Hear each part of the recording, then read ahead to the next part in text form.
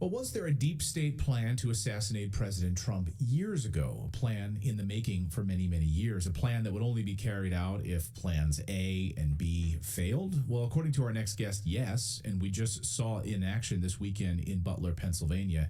Alex Newman, in fact, wrote an article about it back in 2018 where he detailed this plan, talked about it with his sources, Roger Stone and others. Alex joins us now from Liberty Sentinel. Thank you so much, Alex, for joining us. I wanted to get you on and be able to talk about this. So thanks for coming on the show. It's great to be here. Thank you very much for having me, Clayton. So my pleasure. You wrote this piece back in 2018. Roger Stone, of course, thinks something very, very fishy happened in Butler, Pennsylvania. But I just want to put this up here on the screen. This is your piece you wrote back in 2018. Deep State Plan C is to kill Trump, advisor Roger Stone warns. What did Roger tell you? It was fascinating. So this was in the first year of the Trump presidency, and it was very obvious that the deep state, no matter how you define it, was coming after Donald Trump. You had the intelligence community going after Donald Trump. We were right in the middle of the Russia hoax, the Mueller investigation from the FBI. They hadn't yet started openly talking too much about using the 25th Amendment, although Roger Stone predicted that that was going to be the next step. So I actually went to Roger's studio. I went to his house. We talked about this for a long time, and he told me everything was on record.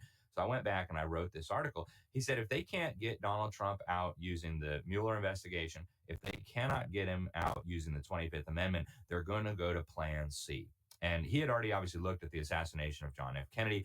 He, Roger Stone, regardless of what people might say about him or think about him, he understands, I believe, American politics and the way things work in the United States political realm better than probably anybody else. He was there with Nixon. He was there with Reagan. He was there with Senator Bob Dole. I mean, he's been around. He's been with Donald Trump since the 1980s.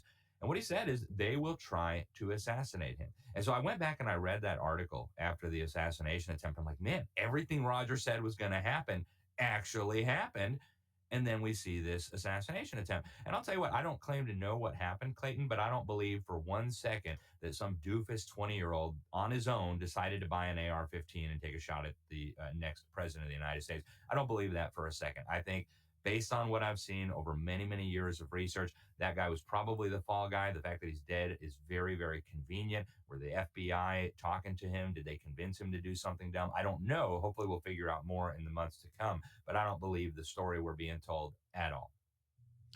I don't either. I think you're absolutely right about that. And now we know that there's zero information about this kid. The FBI scraped his phone. They found no signs, nothing at all. Nothing, no one in the community, zero information about this guy, nothing with him. He played video games all the time. There was nothing in forums, nothing him connecting with anyone. We learned this morning, zero information from this 20-year-old kid. And Roger Stone has told me, and he's told others on X as well, publicly, so not just privately, that something absolutely fishy is going on here. We posted a poll on our channel asking how many of you believe that this shooter acted alone. Overwhelming. Tens of thousands of votes say no way. No way that this individual acted alone. So I absolutely agree with you. Let's talk about the plan A and B. Because I think that's fascinating. So the deep state was trying to go through sort of legal means that they could try to derail Donald Trump. When that didn't work, Plan C. Can you kind of detail some of Plan A and B? And I think we've seen some of that in action clearly in courtrooms over the past couple of months. Yeah, we did. And the Plan A, I think it was multifaceted. The Russia collusion hoax was probably the most obvious example of what that looked like. And it wasn't just Donald Trump either, right? The way that they took out General Flynn so rapidly. I knew right when Donald Trump named General Flynn, I had followed part of his career. I had seen what he had said about what the Obama administration was doing in Syria and Libya. So I knew this guy was the real deal. I didn't even know him personally at that time, but I said, wow, this guy knows what he's talking about. He knows where the bodies are buried. There are powerful people in Washington who aren't going to like it. And so we saw this massive setup where they took out General Flynn. And in the years after that, we saw them go after Roger Stone. We saw them go after Steve Bannon. We saw them go after Peter Navarro, like all the legit people who were working around Trump. They went after Paul Manafort, who helped get him elected as the chairman of his campaign. So I've talked to all these people, and the thing in common is they are not part of this cabal, this deep state that Donald Trump refers to regularly. And so they had a big target, a big bullseye painted on their back. Now, a lot of it, of course, was lawfare. If you could lock these guys up and throw away the key, that's fine. But if you can't, you got to move to the next step. So we saw this with the intelligence community. We saw them spying on Trump. We had Chuck Schumer, at the time, the Senate Majority Leader, openly saying on MSNBC, it's really dumb to go after the intelligence community. They've got 6 ways from Sunday to get back at you. And of course, that's exactly what we saw. So the Mueller hoax was, I think, the first really obvious example of this. But just like Roger Stone said, when that fell apart, they couldn't pursue that. They went on then to the plan B. They started saying Trump was crazy. They actually started talking to some of his cabinet secretaries. And I talked to some of his cabinet secretaries. They were trying to round up support to remove him using the 25th Amendment, exactly like Roger Stone predicted. Because, and there's a lot of debate about, were Trump's policies great? Let's not even talk about the policy. The fact is, he was a threat to the establishment, to the uni-party agenda, the perpetual war, the globalism. I mean, he went in there like a human wrecking ball, tearing apart the institutions of global governance that these people had built up over generations. They were shocked. They were alarmed. They couldn't control him. So what they wanted to do was, if they couldn't take him out, at least take out his key people, replace them with people like General McMaster, right? That's another guy that Roger Stone mentioned in those interviews that we did back in late 2017, published in 2018. They replaced Flynn with General McMaster, a deep state swamp creature, member of the Council on Foreign Relations. This was a huge operation. And frankly, I think there's going to have to be, if we're ever going to get this country back on track, there's going to have to be accountability for all this. All this has to be unwound. We have to know who knew what, when, and I think we're going to need prosecutions. Does it surprise you to learn that the head of the Secret Service, the director of the Secret Service, Kimberly Cheadle, confirmed that she purposefully, ordered stand-down orders for Secret Service to be on that roof for safety concerns because of the sloping roof? So we now have confirmation that she ordered, or at least someone in the Secret Service ordered stand down so that Secret Service was not on that rooftop. Roger Stone says he believes that there was not one shooter involved in this. It sounds like this was a conspiracy, a deep state conspiracy. It absolutely does. And we've all seen the videos at this point now where people are saying, look, we were warning the police, we were warning the Secret Service that there was a guy with a rifle climbing up onto the roof. This is not the kind I know there's a lot of incompetence in government. Anybody who's ever worked with government knows there's a lot of incompetence, but this is like a whole nother level of stupid. And at some point you have to say this cannot be stupidity. I mean, it's worth considering as a hypothesis, but these people would all have to be the most incompetent bunch of nincompoops to ever walk on the planet. Do we really believe that that's who the Secret Service has protecting some of the most important people in the country? I think when you just look at the facts that we have already, it doesn't pass the smell test. This looks like somebody somewhere wanted that guy up on that roof with that rifle, and we've got to get to the bottom of this, because whoever tried to take out Donald Trump just recently will try it again if they're not held accountable, if they're not stopped, if they think they can get away with it.